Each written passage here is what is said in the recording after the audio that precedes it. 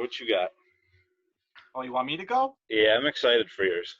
All right. Well, it's not sports related Okay. at all. So sorry about that, guys. That's perfect. So we all know that we've been in this quarantine for a while, and not having to work from home and staying in as much as possible. So I've been having my niece come over a lot because if her mom has to go grocery shopping or something like that, she doesn't want to take her into the store. So that we kind of keep her here to kind of keep her away from the public as most, so she doesn't even get a remote chance of being in contact with it. So and one of our favorite things to do together is watch cartoons. I mean, I still 25 and I still love cartoons, SpongeBob. Can't go wrong with SpongeBob. But have you guys seen some of the shit cartoons that these cartoon channels are producing for the children? It's just disgusting. I mean, SpongeBob was, growing up always kind of a crazy show, and it had some stuff that was kind of crude and maybe moments that were violent that you're probably like, oh, I don't want my kid to kind of see that. They might act it out or something like that. But SpongeBob was just a wholesome, good show. The crap they got on now is just all stupid fart jokes and just the dumbest crap ever. She was watching this one show, and it's like 12-year-olds going boy crazy. What 12-year-old needs to be boy crazy now? And being a person that works inside the school system, you can see it as low as first grade, like being boy crazy and all that crap in the girls. And then just boys generally are just stupid, but they're even stupider now at like the younger ages. You know what I mean? Like, it's just nuts. So I don't know what they're doing on like Nickelodeon or Disney XD or Cartoon Network, but they need to get their heads out of their asses and start picking some better choice shows for our children. So what's a good example for these stupid cartoon shows? Because I don't really, I just have Wi-Fi and I primarily just watch Netflix and Hulu. The whole point of a cartoon show, honestly, in my eyes, is supposed to be kind of it's not supposed to be educational. They're cartoons. They're Yeah, like Ed, and Eddie. Yeah. Yeah, Ed, they're supposed to be a break from the kid's day. Like you go to school, you're busy, you're during structured time during school. You probably have even kids elementary size still have after school activities, whether it's some kind of sport or it's a dance or whatever. Cartoons are supposed to be for them to kind of come home, do their homework, after their homework, after dinner. If they're not playing, maybe watch a couple cartoons to just kind of decompress from the day they had. It's a lot on them. Mm-hmm. But kind of some of the shows just kind of make things a little bit to where like trying to almost make it okay for like young kids to be way older than what they need to be at that moment. So in particular, when you're watching your niece, what show does she watch? Well, she started watching this one show, and I can't remember it, but it's something Max or something like that. Oh, it sounds terrible.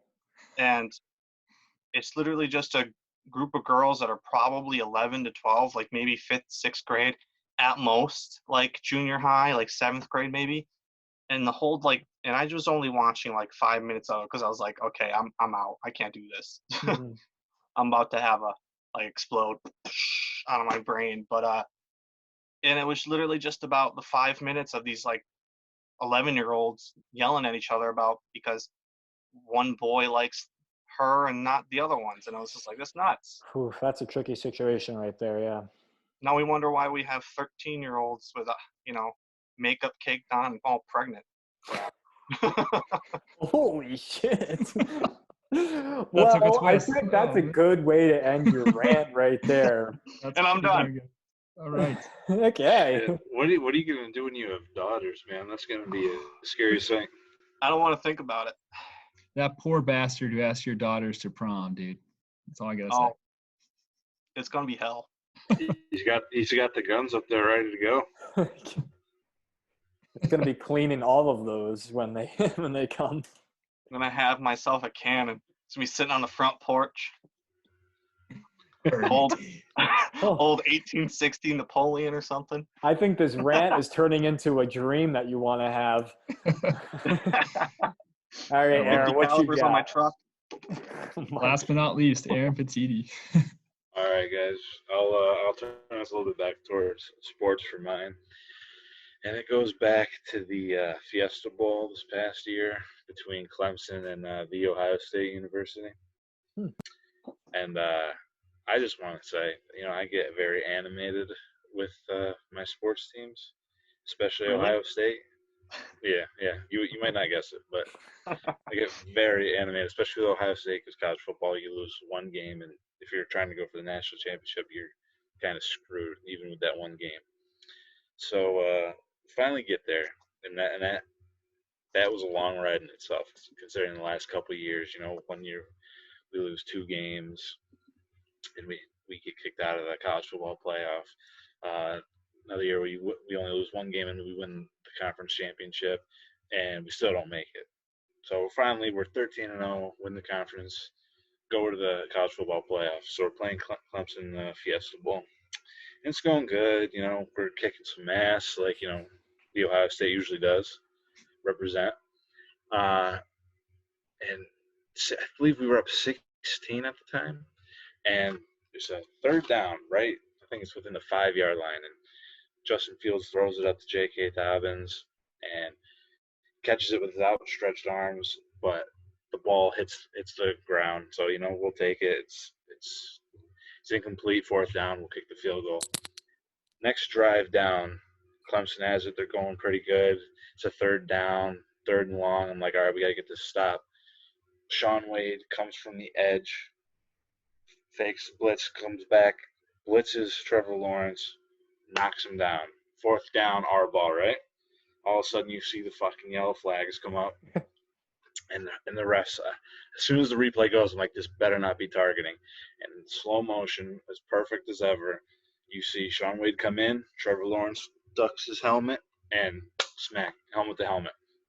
Now, that is completely the offensive player's fault. Defensive player is going full speed right into him.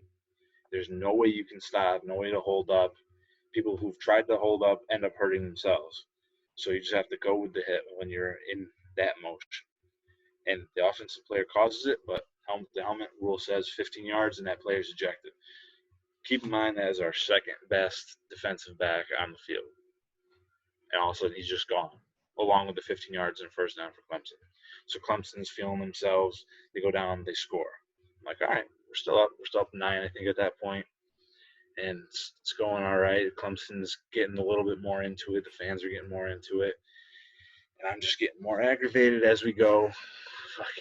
There's steam coming out of my ears. I can feel his aggravation. And at that certain point when enough things go wrong, then you just think everything's going wrong. So I'm screaming at my TV, these fucking refs just wanting Clemson to win. And I was looking forward to that national championship game too, seeing Joe Burrow go back against his old team. Yeah. That would have been a hell of a matchup. Yeah. Then we get to the second half. We're down at this point. Clemson's going, and credit to them, they just kept going after us, and we couldn't get anything going. So there's a crossing route. And I believe it was Jordan Fuller, the safety, who was on Higgins, and they get the ball completed. Trevor Lawrence got it right in the pocket. Higgins takes 3 steps with the ball and tries to turn upfield, and Fuller strips it from him, grabs the ball, run it back, touchdown, Buckeyes up, right? Hey, they call a touchdown on the field. It has to be touchdown. There's no way they can reverse it. Yeah. Even the fucking announcers said, well, they called it on the field. There's no way they can reverse it. And in the slow-mo replay, you can see that he had 3 steps in. That's a possession. That's a catch. You can't overturn that. All of a sudden, they come back 5 minutes later after deliberating and deciding if they, let's make this look good like we're actually deciding something. And they say that it was an incompletion. I fucking lost it. I'm surprised my whole house is on the ground at this point because I was just losing it. I was like, you can't be doing that. You can't be doing that. And I was just swearing and carrying on. And looking back, I probably look like an asshole. But hey, fuck them. They fucked me over. Because usually the refs call it when it's like an iffy situation there, they'll call it dead when the change of possession happens. Yeah. And they'll stop the play before they score the touchdown. But the fact that they scored the touchdown and then they took that back, it seems like there's some money being exchanged behind closed doors to some zebras. Yeah. And I think the saddest part of it is that we were still in the game and we still had a chance last drive to win it. And it was just a miscommunication between quarterback and receiver. Split the wrong way. Ball's up in the air, intercepted in the end zone. Game over. So that was probably one of the worst losses that I've ever taken as a sports fan in my life.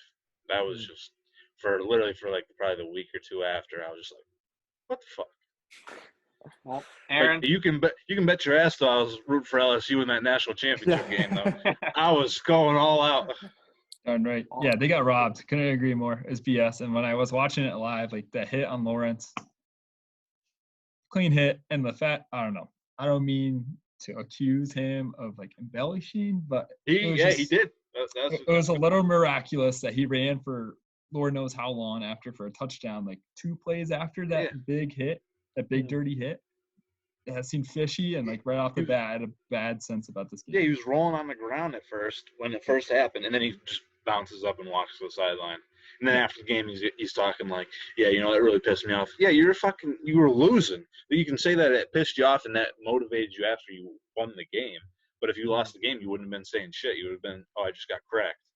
Yeah, I had a bad feeling about that. I was like, I think that kid just embellished, and to talk about targeting, especially in that situation when it's obviously the offensive player's fault because you're dropping your head. It's like, who do you blame in a car accident against a train? So a car goes on train tracks and they're not listening to the crossing thing. They go on the train tracks, they get stuck, and they get fucking sideswiped by a train. Whose fault's that? Is it the train's fault, or is it the person driving the vehicle? Is the person driving the vehicle? Because there's big signs, don't go there, and you still go there and you get hit by a train. There's no stopping. Right. No stopping a big defensive player who's running full force, who's probably, upward towards 20 miles an hour. You ain't stopping him. And unless you Sorry, go on. You're not going to stop him. So, I mean, dropping your head like that, I understand that you're bracing yourself, but I don't know. That's just fishy to me. I don't like that.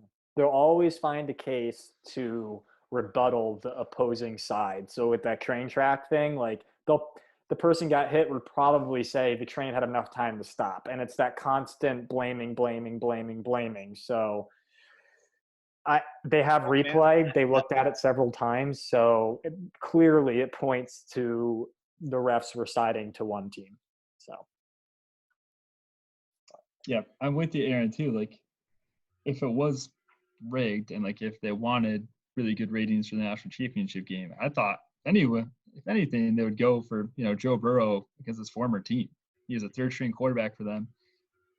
And now he's in the championship. First string for LSU. Going for an undefeated season, yeah. So I thought that would be the moneymaker. Yeah, or were they thinking that is Clemson's defense better than the Ohio State's defense? Because maybe they were thinking, I